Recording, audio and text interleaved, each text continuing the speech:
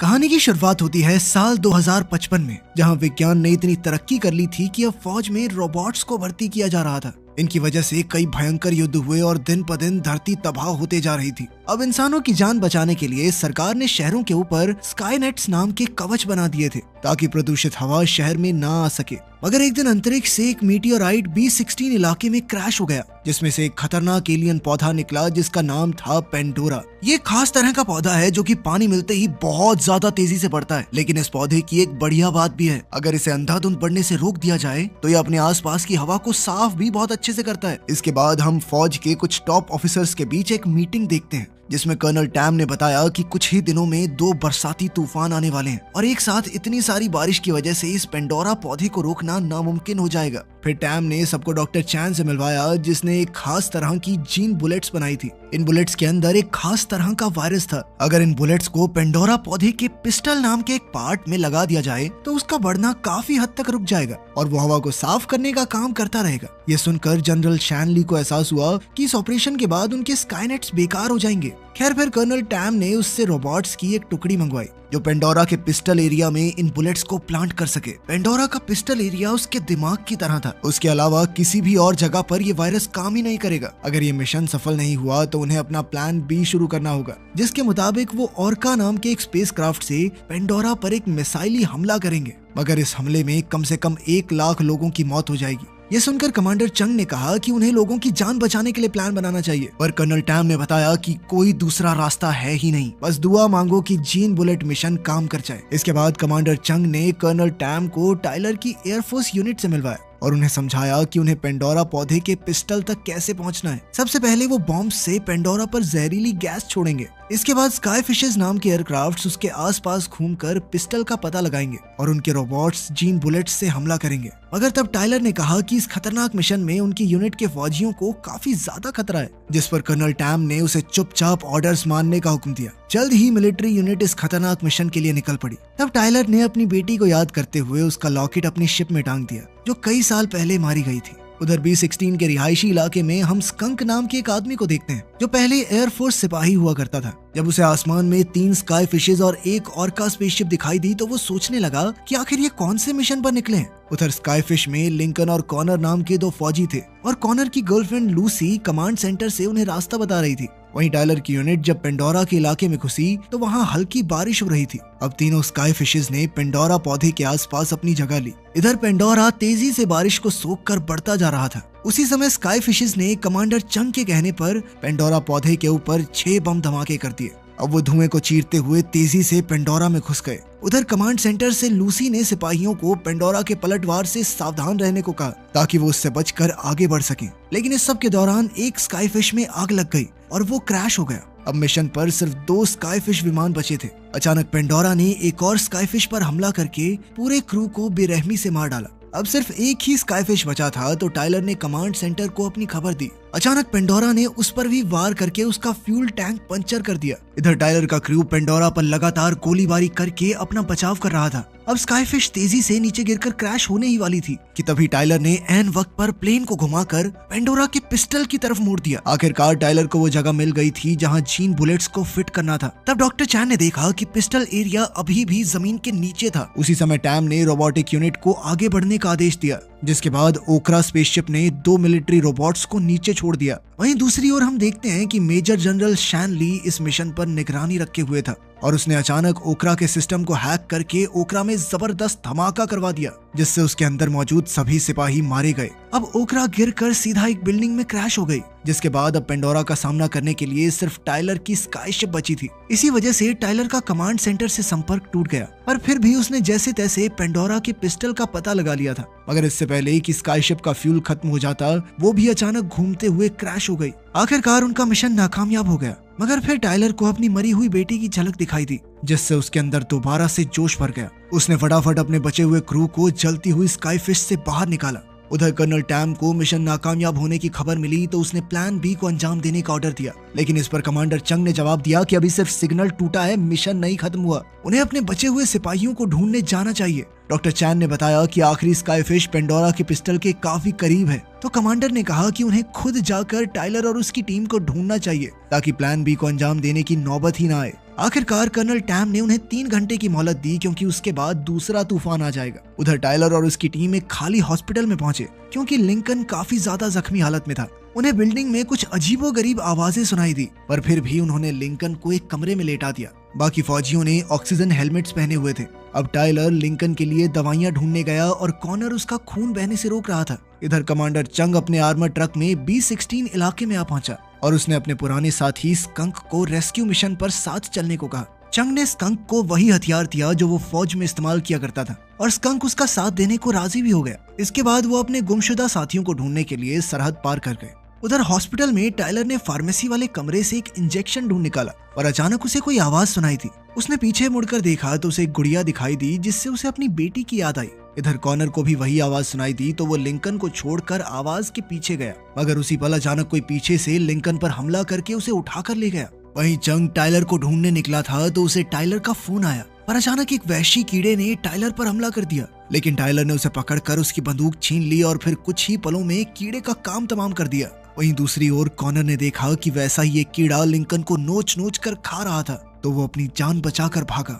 इसके बाद चंग ने कमांड सेंटर से बात करके टाइलर तक पहुंचने में मदद मांगी। फिर उसने अपना आर्मर सूट पहना और ट्रक का कंट्रोल स्कंक के हवाले कर दिया। वहीं दूसरी ओर कॉनर भागकर एक लाश के डिब्बे में छुप गया और तभी उस वहशी कीड़े ने अपने बाकी साथियों को भी आवाज दे दी। फिर हमने देखा कि एक कमरे में एक छोटी सी लड़की इस कीड़े से बचकर छुपी हुई थी। जैसे ये कीड़ा उस पर हमला करने आया तो ऐन वक्त पर टाइलर ने आकर उसे गोली मार दी और बच्ची की जान बचाई। फिर वो बच्ची को लेकर भागा, पर जल्द ही एक और कीड़ा उनके पीछे लग गया। इससे पहले कि कीड़ा उन पर हमला करता, चंग ने ऐन वक्त पर वहां पहुंचकर उसे मार डाला। फिर उसने कॉनर को लाश के डिब्बे में छुपा हुआ देखा तो उसने कॉनर को बहुत पीटा क्योंकि वो लिंकन की जान नहीं बचा पाया था। उधर स्कंक और टाइलर मिले तो स्कंक को उनके बीच हुई लड़ाई याद आई जब स्कंक ने टाइलर के ऑर्डर्स नहीं माने थे, जिस वजह से कई फौजियों की जान चली गई थी। खैर तभी अचानक उन कीड़ों ने एक साथ मिलकर सभी फौजियों और छोटी बच्ची पर हमला कर दिया। तब चंग ने स्कंक से बात करके उससे यहाँ से निकलने का रास्ता पूछा। इसी तरह वो कीड़ों का सामना करते हुए भाग रहे थे कि स्कंक ने बाहर से बिल्डिंग की दीवार तोड़ डाली ताकि उसके साथ ही बचकर भाग सके। वहीं दूसरी ओर कमांड सेंटर में जनरल शैनली ने टैम को तुरंत प्लान बी को अंजाम देने को कहा, लेकिन तभी कॉनर ने उससे संपर्क करते हुए कहा कि वो पिस्टल के काफी करीब है। ये सुनकर जनरल शैनली काफी निराश दिखाई दे रहा था। खैर ये सुनने के बाद कर्नल टैम ने उससे कहा कि जीन बुलेट मिशन अभी पूरा नहीं हुआ है और हो सकता है कि उन्हें प्लान बी पर जाना ही ना पड़े। उधर लूसी को पता चला कि कॉनर जिंदा है तो उसने कॉनर से बिल्कुल सही सलामत वापस लौट आने को कहा। इसके बाद चंग ने अपने साथियों से कहा कि वो क्रैश हो चुकी ऑर्का शिप से जीन बुलेट्स निकालेंगे, लेकिन स्कंक और टाइलर एक दूसरे के साथ मिलकर काम करने को तैयार ही नहीं थे क्योंकि उनकी 30 साल पुरानी दोस्ती टूट चुकी थी। पर फिर चंग ने बताया कि अगर प्लान बी को अंजाम दिया गया तो लाखों मासूम लोग अपनी जान से हाथ धो बैठेंगे, इसीलिए उन्हें किसी भी हालत में प्लान ए का मिशन ही पूरा करना होगा। इसके बाद कॉनर ने बताया कि जीन बुलेट बॉक्स प्लेन के मलबे में है, तो टाइलर ने अपना आर्मर सूट पहना और खुद ये जोखिम भरा काम करने को तैयार हो गया। इसके बाद वो प्लेन के मलबे तक पहुंचा और एक ड्रोन भेजकर उसे स्कैन किया। इधर लूसी ने कॉनर को बताया कि पहले मिशन के दौरान किसी ने सिग्नल से छेड़छाड़ की थी। इसका सच पता लगाने के लिए उसने कॉनर को मलबे से रोबोट का सर ढूंढकर लाने को कहा। अब कॉनर ने कहा कि वो भी चंग के साथ ऑर्का शिप में जाएगा। इधर स्कंक भी जाने को तैयार था, पर तभी टाइलर ने आकर ट्रक की चाबी निकाल ली और स्कंक को वहीं रुकने को कहा। अब चंग, कॉनर और टाइलर तीनों जाने वाले थे, मगर उस छोटी बच्ची ने टाइलर को जाने से रोक लिया, इसीलिए सिर्फ कॉनर और चंग ही आगे बढ़े। उस बच्ची ने टाइलर को बताया कि जहरीली हवाओं की वजह से उसकी माँ को जानलेवा बीमारी हो गई थी और अब उसका इस दुनिया में कोई नहीं है। ये सुनकर टाइलर को अपनी बेटी की याद आ गई क्योंकि वो भी इसी बीमारी से मरी थी। तब टाइलर ने उस बच्ची से वादा किया कि आज से वो उसका ख्याल रखेगा। उधर ऑर्का के मलबे में ड्रोन ने बुलेट बॉक्स ढूंढ निकाला। तब चंग अपना आर्मर एक्टिवेट करके बिल्डिंग पर तेजी से चढ़ने लगा, पर जल्द ही उसकी ताकत खत्म हो गई और वो एक स्टील रॉड से लटक गया। अचानक उसका हाथ छूटा और वो नीचे गिर गया, मगर खुशकिस्मती से टाइलर ने उसे ऐन वक्त पर पकड़ लिया। अब वो बिल्डिंग कुछ ही पलों में धाराशायी होने वाली थी,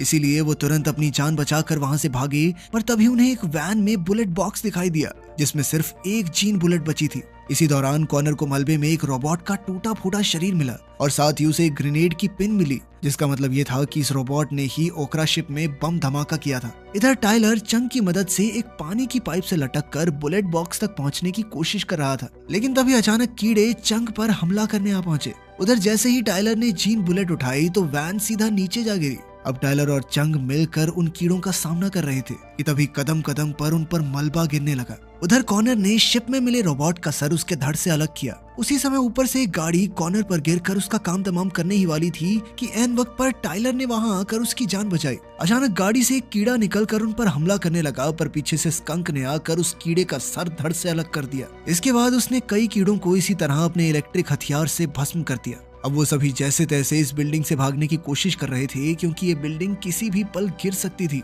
पर उन सब के आर्मर सूट्स की बैटरी खत्म होने वाली थी। खैर फिर भी वो सभी किसी तरह समय रहते बचकर बाहर आ गए। फिर टाइलर ने स्कंक को ट्रक की चाबियां लौटा कर उसका शुक्रिया अदा किया। इसके बाद चंग ने कमांड सेंटर को खबर दी कि उन्हें जीन बुलेट मिल गई है, और उधर शैन ली ये सब सुन रहा था। इसके बाद कॉनर ने उस रोबोट के सर की जांच पड़ताल की तो पता चला कि किसी ने उसे हैक करके ऑर्का शिप में धमाका करवाया था। जब टाइलर को पता चला तो उसने गुस्से में कर्नल टैम पर इल्जाम लगाया, और फिर चंग ने कहा कि उसे जनरल शैन ली पर शक है। फिर कॉनर ने रोबोट के कमांड इनपुट की जांच की तो चुंग का शक सच निकला, क्योंकि ऑर्का में हुए धमाके के पीछे जनरल शैन ली का ही हाथ था।